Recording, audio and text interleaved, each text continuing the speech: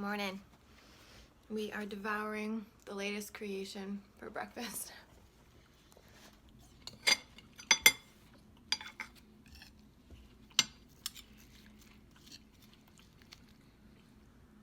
Hey guys, I'm at Sprouts right now and I wanted to just give you guys a little note about sodium. Let me show you this.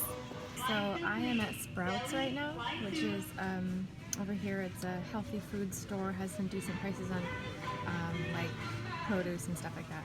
But I want to show you these two different cans of Hearts of Palm. So this is a store brand and this is a regular brand. And I just want to turn around to show you the difference here. Especially, well, one thing you can note is if it doesn't say low sodium or no sodium, it has way too much sodium no matter what. But I just want to show you something that's a little bit deceptive here. The way they kind of, so look, I was like, oh, I'm going to buy this one because look, 75 milligrams of sodium and this one's 290. But then I actually did the math and saw that this is for 28 grams a serving and this is for 100 grams of a serving. So there's only 2 servings in this whole can here, and there's 8 servings in this whole can, but clearly it's the same amount of food. So they just split this up a little bit more to show these better numbers. Lower calories, lower sodium, and then lower everything else, whereas over here, everything looks a lot higher just because there's only 2 servings in this can. So both of these are terrible choices. I would never buy either of these because it's just way, way too much sodium per serving, because this is the kind of thing that I use more of. I use at least half of a can for a salad kind of a thing, and I'm just going to try to find some low sodium ones elsewhere. I'm not sure if that's even possible. I've never seen them before, but I'm sure they must exist somewhere. But just to go show you the difference between the cans and the way that they sort of, because this is just marketing really, it depends, they can put whatever they want for the serving size, and clearly it shows very, very different numbers for sodium, so something to look out for. Score, you guys, look at this other thing I found. Store brand marinara pasta sauce, no salt added. It's so hard to find this kind of thing in glass. Calories 70, sodium 25. So this is a low sodium food. Low sugars, it's just tomatoes, tomato puree, olive oil, little oil, but that's okay. A little sugar, but not a lot. Decent choice. Alright guys, I just want to draw your attention to this matcha green tea powder that they have at Sprouts for $36.99 for 10 ounces. As an expert in matcha green tea, which you guys may or may not know, I sell the best quality matcha green tea on my website. This type of matcha tea here, as it says here, can be used in smoothies, cereal, baking. When it says it can be used in baking, that means it's a very low quality. It's called culinary grade, so it's not really a good type to drink in tea. It's going to be pretty bitter. It's not going to taste great. Whereas the stuff on my site that I sell is actually the highest quality that you can find. And what I mean when I say it's very high quality, it comes from my friend's family's farm. She lives in Florida. I just moved here from Florida. Her name is Izumi. She's the sweetest lady ever. She's from Japan. Her family's been growing this tea for over 700 years. 700 years. It's that amazing and that much of a tradition over there. They ship it over. It's 100% organic. Literally the best matcha tea that you can find on the market. So if you're looking for some real good stuff, it is so delicious. The flavor is so mild and gentle, and unlike any other green tea you've had before, if you had regular green tea, especially if you've had regular green tea, this just blows it out of the water. And it's so easy to use. It's just a powder. You just sprinkle some into some hot water and drink it that way. It's a lot easier even than steeping a tea bag. So if you're interested in some really good matcha tea that actually tastes amazing on its own, I'm going to leave a link for that down below. I always have a link for it down below, of course, because it is the best stuff. I drink it very, very, very often, and I just love it. It's a great source of energy, and it doesn't give you those kind of jitters that regular coffee caffeine does. And one other little note about matcha tea, the whole reason that you want to drink it, or one of the very main reasons, is the amount of antioxidants in it. The antioxidant value has actually been tested before, and compared to almost any other food on the planet, matcha tea is off the charts. Like a blueberry is in the 100 range. Matcha green tea is like 1593 or something like that. It's insane. Off the charts. So if you want to get some really good antioxidants as well, including an antioxidant that's called EGCG. And if you do some research about EGCG, you'll find out that there's a lot of studies that have been done proving the effects of EGCG on cancer, for instance. So check it out. If you have ever been interested in matcha tea, you really need to get the good quality stuff to make sure you're getting the highest level of antioxidants and the best flavor. Okay, we're trying out a new falafel place. Then look at this part. Alright, here's what we got. We got falafel sandwiches. They give you like this pickled vegetables and olives, which is amazing. We got fries to share. And we're getting some mint lemonade to drink, and it's on its way. Here we go. And here's the lemonade we ordered to be complete. Alright, and the baklava's here. In a couple different shapes. And we're gonna dig in. Oh my god, this tea is amazing. I don't know what they put in it, but oh my god. That food was amazing, you guys. Oh my gosh, so good. Ah! Mostly vegan. The dessert was not vegan, that's for sure, but that's actually a family recipe, something we've made, or we used to make every year for Christmas and stuff, baklava, and it was nice to have it again. Then the problem was I came home and what's-his-face left to go do something else, and I remembered I still have vegan ice cream in the freezer. So that'll be happening, I can feel it. Not the best day, but not the worst day. Okay guys, I wanted to share with you the shopping, basically the haul that I did today. Shopping. So I'm shopping specifically for color and nutrition right now, which is interesting, the way that things have kind of shifted with what I'm doing on Instagram now. It's really inspiring me, and I think it's really helping me to see things in a new light.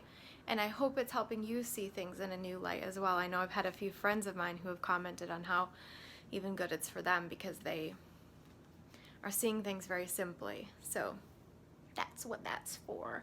So I want to talk a little bit about how I've changed my kitchen. So I don't know if you guys have noticed it, but you can see right here a couple of things that we added to the kitchen. I found these on Amazon.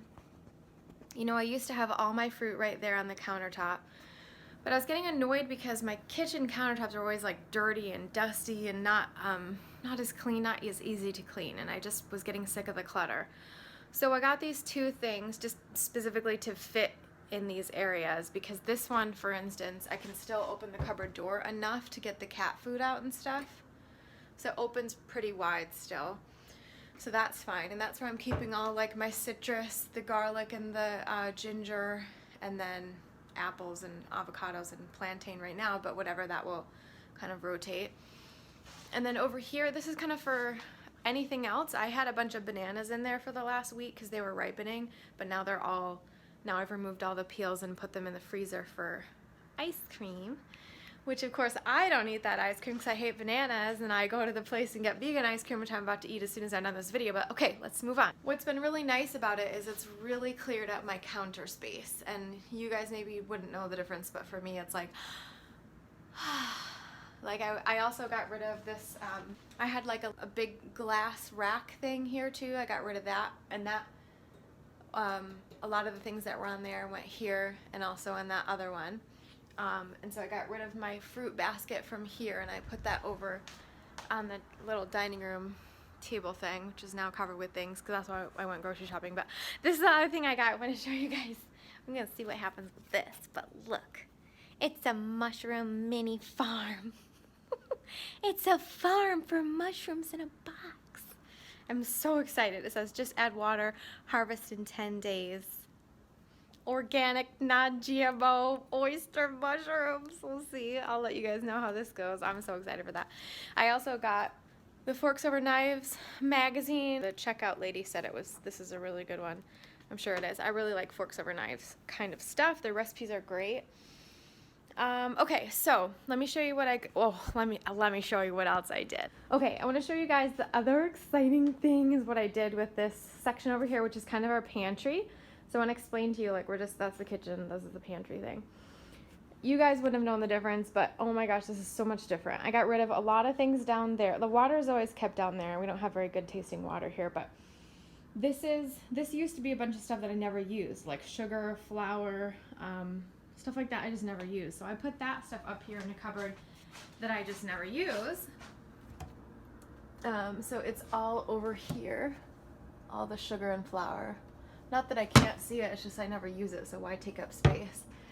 And then these are some things I'm gonna get rid of. We have a bunch of this crispy rice cereal from a while back. I don't know, maybe what's his face will just down this one morning, I don't know. But I also have a bunch of these quick cooking oats from a long time ago that I never used. If they're still good, I'm probably gonna use them to just make oat milk for the next couple weeks or many weeks. There's like a lot of oatmeal in here. But I have made oat milk from quick cooking oats before, and it's pretty good. It works fine. So I think I might do that with this stuff. And then just save some money on like almond milk or soy milk for a while. I'll just make it out of oats, whatevs. So let me show you what else I did. So I greatly organized this section up here too. So, okay, down here I have a box full of like recipes that I've printed out and different recipes and stuff like that. This section here is all extra stuff. So whenever I refill my containers, I always have like a little bit left over in bags and beans and different things like that that I just refill things with, or like keep, you know, bags of beans. Like I have a bunch of like garbanzo beans and just a bunch of beans and stuff. So all of my extra stuff, this carob powder, this is my nutritional yeast, nuts, and just everything that's extra is all here. And then here's like the active 3 shelves basically. So up here I have another box of extras, which is like raisins and dried fruit and a bunch of different things. And then here I'm keeping my grains and my beans, dry beans and lentils and stuff. And look what I did. I put this in a old spaghetti sauce container. Those are lentils. Up here I've got tea, and I've got more tea, and then I've got that's more of those quick cooking oats. I got a lot of oat milk to make. Okay, so here's the rest of my stuff. I'm not going to go into this too much because I actually am going to do a full video on all this organization stuff that I'm doing, but I wanted to show you guys how I've kind of reorganized a bit because I think it's been super helpful for me. Beans, I have all my like active nuts and seeds, tomato products, more grains, and just lots of different things in here. But now it is all super active, super accessible, and it just makes me feel a lot happier in here to not have things on the counter all the time. And I've really just been paring back a little bit in the last few months to try to do that. We also got this shelf up here a couple months ago so I could get my bowls and stuff out of the way. Like these are the bowls that I use for my Instagram pictures. Just want those accessible but out of my way.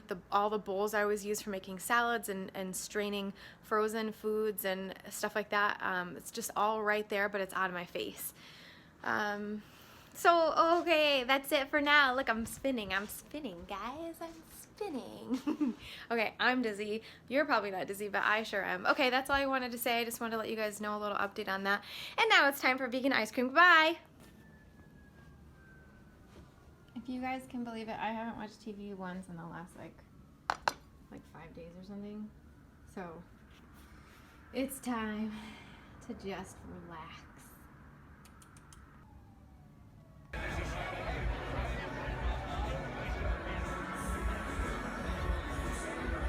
We're at the Venetian.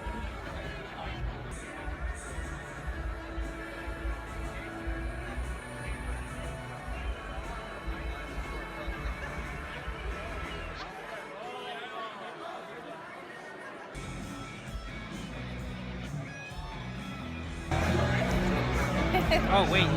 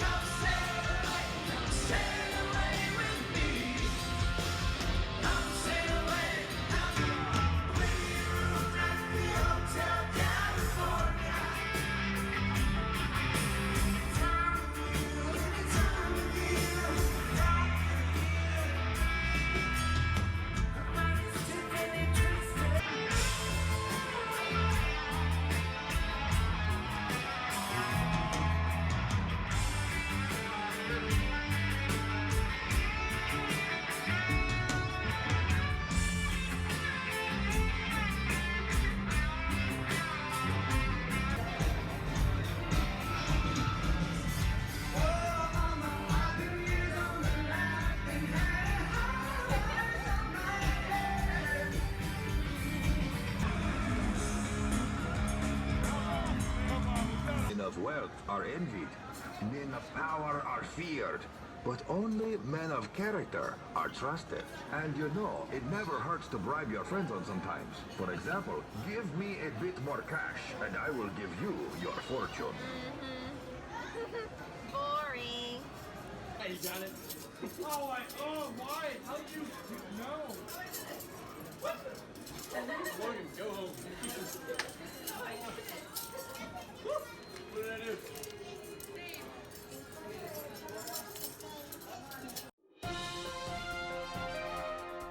Hey guys, just a really quick Nutritarian nugget today about some of my favorite salt substitutes. So it's very, very difficult to give up salt, and it also is very, very necessary. Dr. Furman is always talking about giving up salt, extra added salt, as a way of reconditioning your taste buds to really appreciate the flavor of natural foods. And I have to say from experience, it's true, 100% true. But it's not easy. It takes a long time to get through and kind of over that addiction to the salt thing. I still use it very, very occasionally in tiny, tiny amounts, but I don't even need to use any, I don't even need to use a lot anymore, because just the tiniest amount will really light up my taste buds. So that's a cool thing to know. But if you're gonna go 100% no salt all the time, there's some really great ways to sort of substitute a little bit. So I'm just gonna name a few. First one is using tomato products. So sauces, pastes, things like that. But I mean no sodium ones, no sodium or low sodium. Using these in soups or in dishes gives sort of a salty feel without the salt. There is a little bit, it's kind of a nice acidic flavor that mimics sort of the salt thing. And so these other things I'm gonna say are the same kind of a concept. So you also have vinegar. Vinegar works really well, and there's so many different kinds of vinegar. Balsamic vinegar, then there's all these flavored vinegars, so many different things you can put on salads and in your soups and all that kind of stuff really, really give you a good flavor. You can also use nutritional yeast. Don't be afraid of nutritional yeast. If you haven't tried it before, I really, really suggest you do. It gives kind of a cheesy flavor to things and also a little bit of a salty flavor. Now, if you're just starting out, you probably won't notice. You won't be able to really tell very much. It takes a while to kind of get there. And I also use a lot of nutritional yeast when I use it. So it gives a really good flavor for me, at least. And then the last thing is lemon juice. Very, very easy and very cheap. You can put lemon on salads. You can put it in your soup. So one of my favorite things to put in soup is actually tahini plus lemon juice. In any kind of just like thinner veggie broth type soup, I put the tahini and the lemon juice in, and it just knocks that flavor off the charts. It's so, so good. So those are a few little tips for you. Nothing's going to take the place of salt, I admit. It's not, it's really something that's difficult to mimic with other foods, but these help. And I really have found, especially on the first bite, when you're really hungry, that everything tastes amazing anyhow. So just listen to your taste buds, listen to your body, and you will be well on your way to health. So that's all I have for today. Thank you so much for watching. Please subscribe, like, and comment, and I'll see you guys tomorrow.